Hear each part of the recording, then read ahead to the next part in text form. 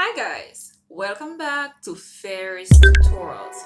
Now, have you ever stopped to consider why you eat, what you eat, what influence the type of food that you choose to eat? Hmm. Well, in today's episode, we'll be looking at the factors which influence food choices and eating patterns in the Caribbean. Stay tuned.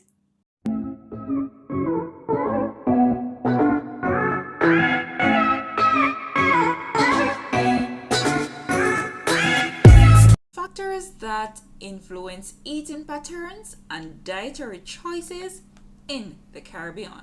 Focus points. In today's session, we'll be looking at the definition of two key concepts. Also, the factors that will be explored are advertisements, dietary need, religious and cultural factors, income, medical non-communicable diseases, age group, food fads and fallacies, personal likes and dislikes, technological development, availability of food, government policy, and also natural disasters. Now, let us look at the definition of the key terms. Now, eating patterns. What are eating patterns? Right? So, eating pattern represents the totality of all foods and beverages someone consumes. So, eating patterns refers to everything that someone consumes, right? Now, what are food choice? Food choice similarly refers to how people decide on what to buy and eat. So today we'll be exploring the factors that influence our eating patterns and food choices. Let's go. First factor that we'll be exploring is income available versus the cost of food. How does the income or money available affects one eating pattern or dietary choices? Let us see. Now, would you agree that the income affects the amount of money spent on foods and also the types of food that is purchased from each food group, right? So there are how many food groups? There are 6 food groups also. And the most expensive group would be what? Food from animals, right? So depending on the type of money that is available, persons will shop based on what they can afford, right? Now, inadequate income can limit both the quantity and quality of food. Now, the quantity referring to the amount of food that is purchased, and the quality refers to how nutritionally adequate is that particular food. How beneficial is it to the body? Now, foods that are normally high in protein tend to be what? Tend to be more expensive than other foods that may be found in foods from staples or legumes, right? Now, in comparing the proteins, you may find out that plant protein is much cheaper or less expensive than the food from animals. So, based on these factors, persons may purchase with those in mind, right? So people spend according to what they can afford. But people with larger income also make unhealthy food choices. So it's not necessarily because I'm of the higher class that I'm always eating healthy. No, no, no. Persons from the higher class also what? Consume unhealthy foods. Good. Now, let us look at how cultural considerations affects eating pattern or food choices. Now, cultural influences lead to difference in the habitual consumption of certain foods, and increased cases can lead to what? Restrictions such as inclusion of certain meat from the diet. Now, based on our culture, in some areas they may have certain foods that they consume that In Jamaica, for example, the Jamaican culture, we don't. Now, in certain parts of the world, they may consume like iguana, they may consume can also think of other wild animals that are consumed that we don't do it, that we don't consume in the Jamaican culture. So based on the culture, based on the country, persons will consume their food choices are influenced based on their culture. Good. Now, availability of foods. What affects the availability of food? So we speak of technological developments, natural disasters, and also government policies. Good. Now, food production is related to climate and geographical features, as well as agricultural policies of the government. So you may find out that food may not be available based on natural or man-made disasters. So there may be floods, there may be hurricane. Whatever the case may be, it may affect the production of food. Farmers lost their livestock or their plants or crops based on flooding or even hurricane or fires, right? Agricultural policies by the government, certain foods may have a high tax, so you may find that persons may not afford certain types of foods as well. Now, food technology and ease of transportation have made it possible for supermarket to stock foods that are not grown locally. So food technology, right, allows food to be in the country that that is not grown locally. So you may find out that person's food choice are influenced by that, right? So we may not grow a certain product locally, but it is available on the market, so you may find persons purchasing as well. Now, religious beliefs. Do your religious beliefs have any restrictions? What are some of the things you can or you cannot consume based on your religious beliefs? Good. Now, let us look at some others. Some foods may be prohibited or permitted depending on the religion. For example, some Christians, such as the Seventh-day Adventists, they do not eat pork, among different types of food, right?